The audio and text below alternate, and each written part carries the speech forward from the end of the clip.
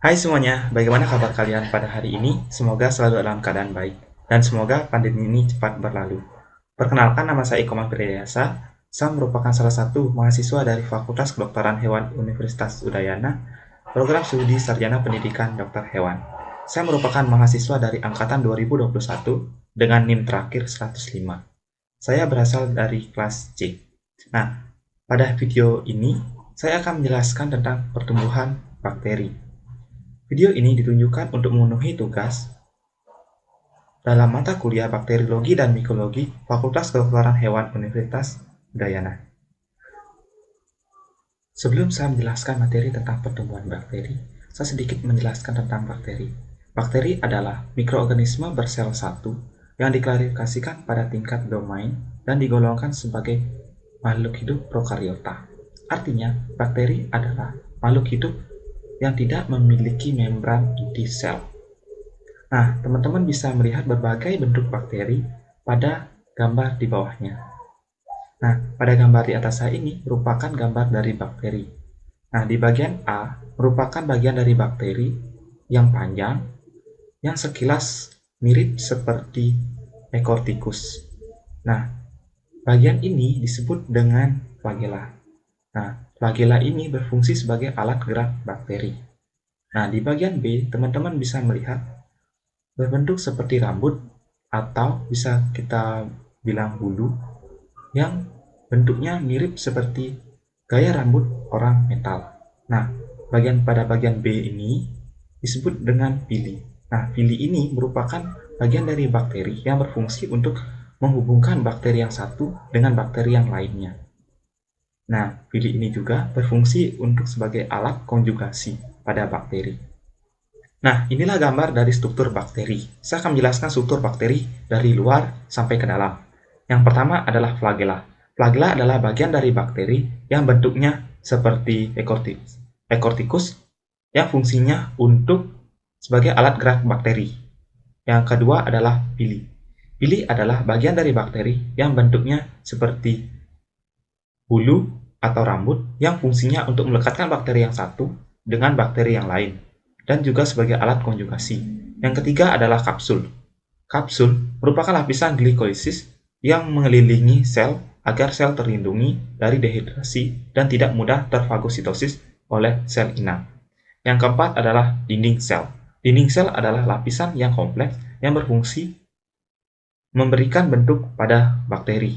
Yang keenam adalah membran plasma. Membran plasma adalah pelindung dari sitoplasma dan bersifat selektif permeabel terhadap material-material yang keluar masuk bakteri. Yang keenam adalah sitoplasma.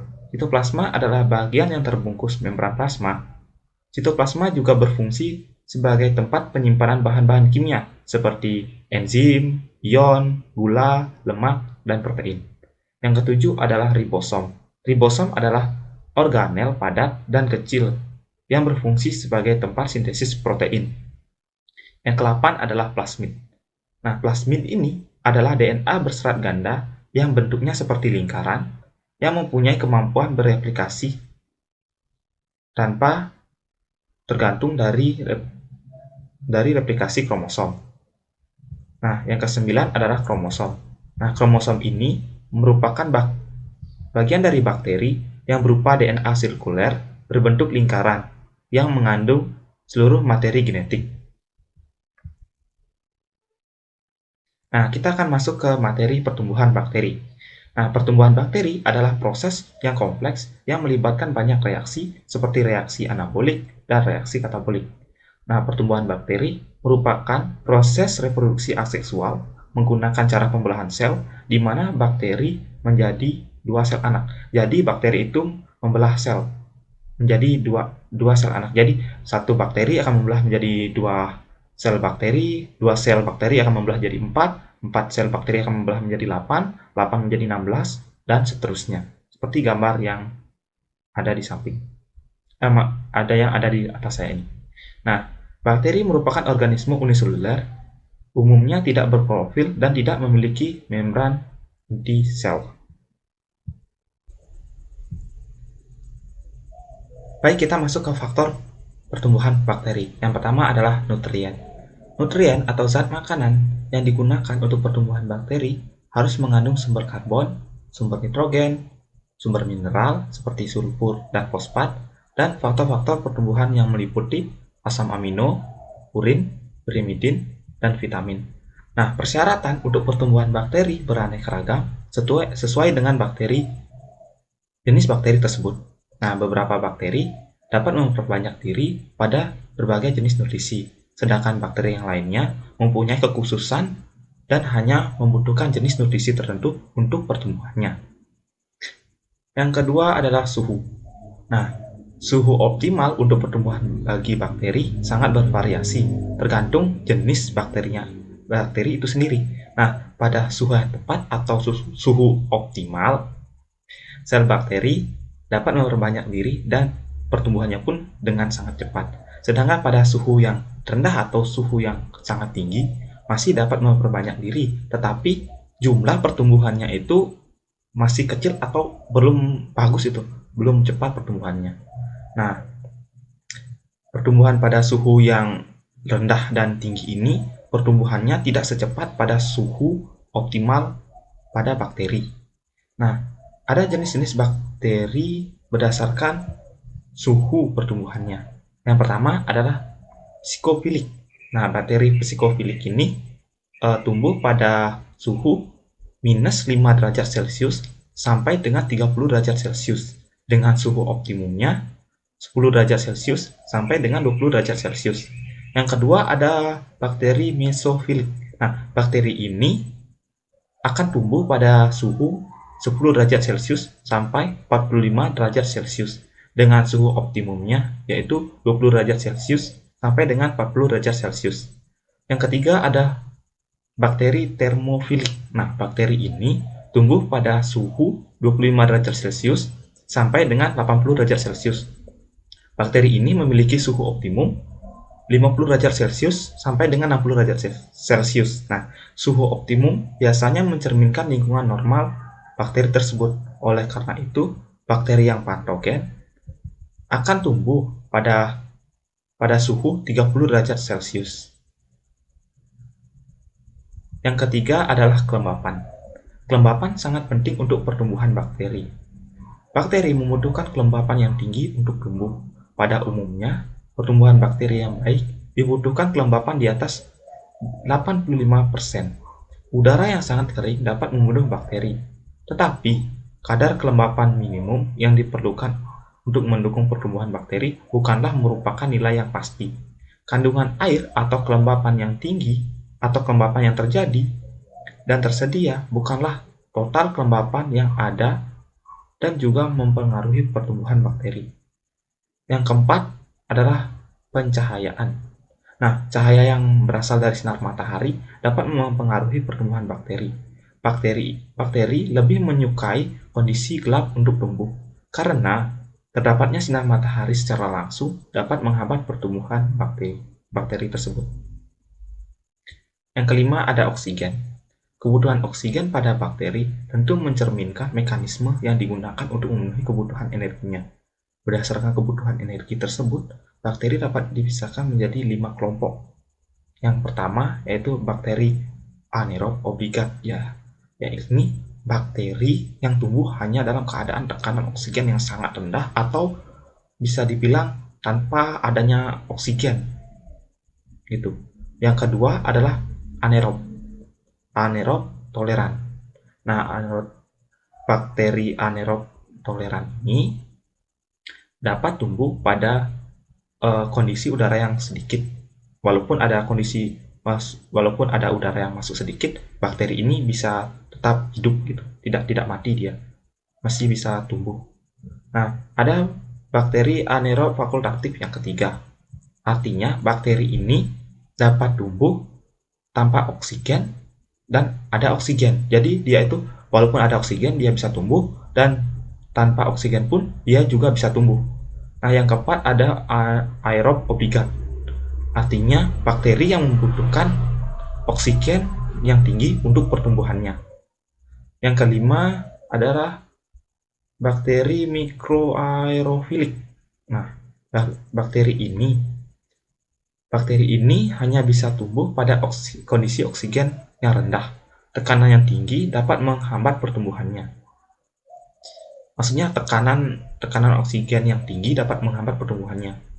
Nah, selanjutnya yang ke-6 ada konsentrasi ion hidrogen atau pH. Nah, pH pembedihan juga mempengaruhi kuman atau bakteri. Kebanyakan kuman patogen mempunyai pH optimum di antara 72 sampai 76, maksudnya 7,2 sampai 7,6. Meskipun pertumbuhan pembenihan pada mulanya baik bagi suatu kuman atau bakteri, tapi pertumbuhan kuman selanjutnya juga akan terbatas karena produksi metabolisme kuman itu sendiri. Hal ini dijumpai pada kuman yang bersifat fermentatif, yaitu kuman yang menghasilkan sejumlah besar asam-asam organik yang bersifat menghambat.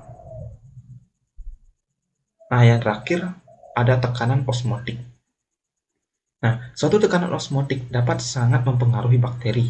Jika tekanan osmotik lingkungan lebih besar atau hipertonis, maka sel bakteri ini akan mengalami plasmolisis. Sebaliknya, jika tekanan osmotik lingkungan yang hipotonis akan menyebabkan sel ini membengkak dan juga akan mengakibatkan rusaknya sel karena sel ini akan mengembung dan bisa meledak. Nah, oleh karena itu, dalam mempertahankan hidupnya, sel bakteri ini harus berada dalam tingkat tekanan osmotik yang sesuai. Walaupun sel bakteri memiliki daya adaptasi dan perbedaan tekanan osmotik dengan lingkungan, tetapi perbedaan itu tidak boleh terlalu besar. Nah, kita masuk ke fase pertumbuhan bakteri. Nah, di sini ada grafik pertumbuhan bakteri. Nah, yang pertama itu adalah fase lag atau fase penyesuaian. Nah, dalam fase lag ini, bakteri akan menyesuaikan diri dengan lingkungan barunya. Nah, lama fase lag pada bakteri ini sangat bervariasi. Nah, tergantung dari komposisi media itu sendiri, seperti pH, suhu yang terdapat di fase lag ini. Nah, di fase lag ini, bakteri akan menyesuaikan diri dengan lingkungannya. Nah, setelah bakteri sudah bisa menyesuaikan diri dengan lingkungannya, nah, maka akan mulailah fase kedua, yaitu fase eksponensial atau fase logaritma. Biasanya disebut dengan fase logaritma atau eksponensial bisa. Nah, fase logaritma ini ditandai dengan terjadinya periode pertumbuhan yang sangat cepat oleh bakteri. Nah, bakteri ini setelah fase lag itu, fase penyesuaian, nah, bakteri ini akan mengalami pertumbuhan yang sangat cepat karena bakteri itu sudah menyesuaikan diri dengan lingkungan barunya. Nah, setiap sel dalam populasi ini akan membelah menjadi 2 sel. Seperti yang saya jelaskan tadi, 1 sel menjadi 2 sel menjadi 4 sel, 4 sel menjadi 8, 8 menjadi 16, 16 menjadi seterusnya, dan seterusnya. Nah, dalam fase eksponensial ini, derajat pertumbuhan bakteri pada fase ini sangat dipengaruhi oleh sifat genetik dari bakteri yang diturunkan.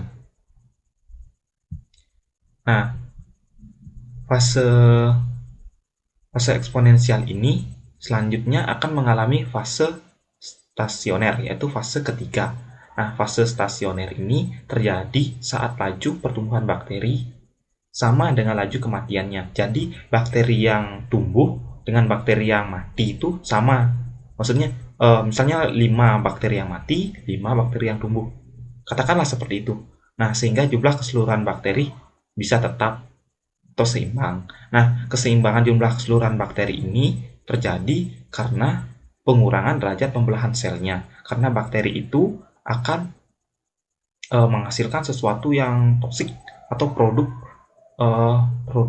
yang toksik gitu, seperti racun. Nah, racun ini bisa membunuh bakteri yang lainnya. Nah, pada fase stasioner ini disebabkan karena kadar nutrisi yang berkurang. Nah, sehingga bakteri itu akan menghasilkan produk yang toksik dan mengganggu pembelahan selnya. Nah, fase stasioner ini akan dilanjutkan dengan fase kematian yang ditandai dengan peningkatan laju kematian. Nah, Yang terakhir adalah fase kematian. Nah, fase kematian ini sudah dikatakan tadi ditandai dengan peningkatan laju kematian yang melampaui laju pertumbuhan. Jadi pertumbuhannya sedikit tapi kematiannya sangat banyak, sehingga keseluruhan terjadi penurunan populasi bakteri, sehingga grafiknya itu turun. Tetapi walaupun fase kematian ini disebabkan karena kurangnya nutrisi dan banyaknya bakteri yang menghasilkan zat toksik, itu bisa membunuh bakteri lainnya sehingga kematiannya sangat cepat. Tapi grafik dari fase kematian ini tidak pernah mencapai bawah, tidak pernah mencapai titik bawah maksudnya. Karena hal ini karena ada beberapa bakteri yang masih bisa hidup di fase tersebut. Nah, demikianlah penjelasan materi pertumbuhan bakteri pada video ini. Jika teman-teman memiliki kritik, saran, bisa tulis di kolom komentar. Terima kasih.